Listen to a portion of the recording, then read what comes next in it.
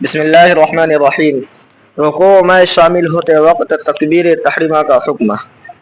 مسئلہ: اگر امام رکوع میں ہے اور اس وقت کوئی شخص امام کے ساتھ رکوع میں شامل ہونا چاہتا ہے تو مسنون طریقہ یہ ہے کہ تکبیر تحریمہ کہنے کے بعد دوسری تکبیر کہہ کر رکوع میں جائے، اور اگر صرف تکبیر تحریمہ کہی اور دوسری تکبیر کہے بغیر رکوع میں چلا گیا اور امام کے ساتھ شریک ہو گیا تو وہ رکعت اس کو مل گئی اور نماز بھی صحیح ہو گئی۔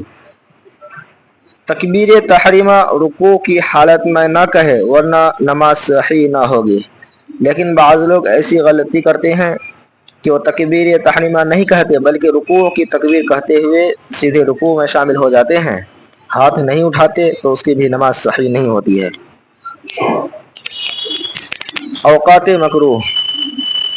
نمبر 1، آفتاب نکلتے وقت جب تک آفتاب کی زردی نہ زائل ہو جائے اور اس قدر روشنی اس میں نہ آئے کہ نظر نہ ٹھہر سکے، اس کا شمار نکلنے میں ہوگا، اور یہ کیفیت آفتاب میں بعد ایک نیزہ بلند ہونے کے آتی ہے، یعنی سورج نکلنے کے وقت سے لے کر 15-20 منٹ تک اوقات مکروہ کا ہوتا ہے۔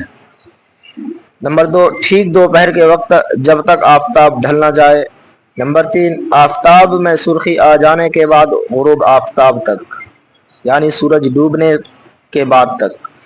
نمبر 4، نماز فجر پڑھ چکنے کے بعد آفتاب کے اچھی طرح نکل آنے تک۔ نمبر 5، نماز عصر کے بعد غروب آفتاب تک۔ نمبر 6، فجر کے وقت سوا اس کی سنت کے۔ نمبر 7، مغرب کے وقت مغرب کی نماز سے پہلے۔ نمبر 8، جب امام خطبہ کے لیے اپنی جگہ سے اٹھ کر کھڑا ہو، خواہ وہ خطبہ جمعہ کا ہو یا عیدین کا یا نکاح کا یا حج کا۔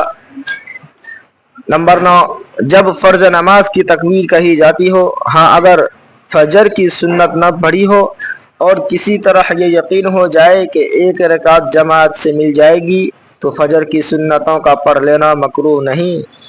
نمبر 10، نماز عیدین کے قبل خواہ گھر میں یا عیدگاہ میں۔ نمبر 11، نماز عید کے بعد عیدگاہ میں۔ نمبر 12، عرفہ میں عصر اور ظہر کی نماز کے درمیان اور ان کے بعد۔ نمبر 13، مزدلفہ میں مغرب اور عشاء کی نماز کے درمیان میں اور ان کے بعد۔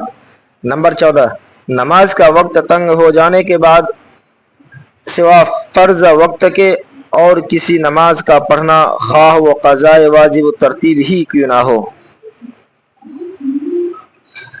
نمبر 15، پاخانہ پیشاب معلوم ہوتے وقت یا خروج ریح کی ضرورت کے وقت۔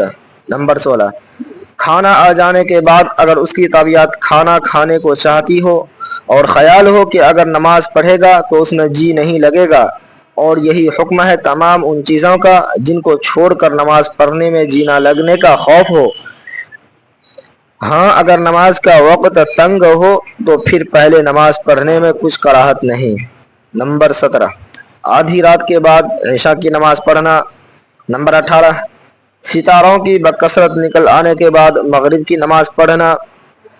ان تمام اوقات میں نماز مکروہ ہے، صرف اس قدر تفصیل ہے کہ پہلے، دوسرے، تیسرے، 15ویں، 16ویں وقت میں سب نمازیں مکروہ ہیں، فرض ہوں یا واجب یا نفل، اور سجدہ تلاوت کو ہو یا سہو کا۔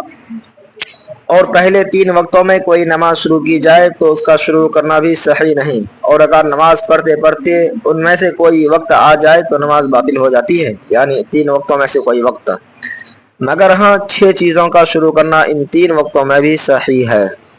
نمبر 1، جنازہ کی نماز، بشرطے کہ جنازہ انہیں 3 وقتوں میں سے کسی وقت آیا ہو۔ نمبر 2، سجدہ تلاوت، بشرطے کہ سجدہ کی آیت انہیں 3 وقتوں میں سے کسی وقت میں پڑھی گئی ہو۔ نمبر 3، اسی دن کی عصر۔ نمبر 4، نفل نماز۔ نمبر 5، وہ نماز جس کی ادا کرنے کی نظر انہی 3 وقتوں میں سے کسی وقت میں کی گئی ہو۔ نمبر 6، اس نماز کی قضا جو انہی وقتوں میں شروع کر کے فاسد کر دی گئی ہو۔ جنازے کی نماز کا شروع کرنا بغیر کراہت کے صحیح بلکہ افضل ہے، اور سجدہ تلاوت کا شروع کرنا کراہت تنزیہہ کے ساتھ صحیح ہے۔ باقی 3 کا شروع کرنا کراہت تحریمہ کے ساتھ صحیح ہے، مگر ان کا باطل کر کے اچھے وقت میں ادا کرنا واجب ہے۔ 2 وقتوں میں صرف نمازوں کا ادا کرنا مکروہ ہے، باقی اوقات میں صرف نوافل کا ادا کرنا مکروہ ہے۔ فرض اور واجب کا ادا کرنا مکروہ نہیں ہے۔ دو وقتوں کی نمازوں کا ایک ہی وقت میں پڑھنا جائز نہیں، مگر دو وقتوں میں، ایک عرفہ میں عصر اور ظہر کی نماز کا ظہر کے وقت میں، دوسرا مزدلفہ میں مغرب اور عشاء کی نماز کا عشاء کے وقت میں۔ مسئلہ: اگر فجر کی نماز میں طلوع آفتاب ہو جائے تو وہ نماز فاسد ہو گئی، اور سورج نکلنے اور بلند ہونے کے بعد پھر صبح کی نماز پڑھنی چاہیے۔ مسئلہ: نماز عصر اس دن کی اگر نہ پڑھی ہو تو غروب کے وقت ادا ہو جاتی ہے، مگر قصداً ایسا وقت نہ کرنا چاہیے کہ یہ معیشت ہے، کیونکہ حدیث شریف میں آیا ہے کہ طلوع و غروب کے اوقات میں کفار سورج کی پرستش کرتے ہیں، اس لیے ان وقتوں میں نماز نہ پڑھیں۔ اللہ تعالیٰ ہم سب کو عمل کی توفیق نصیب فرمائے۔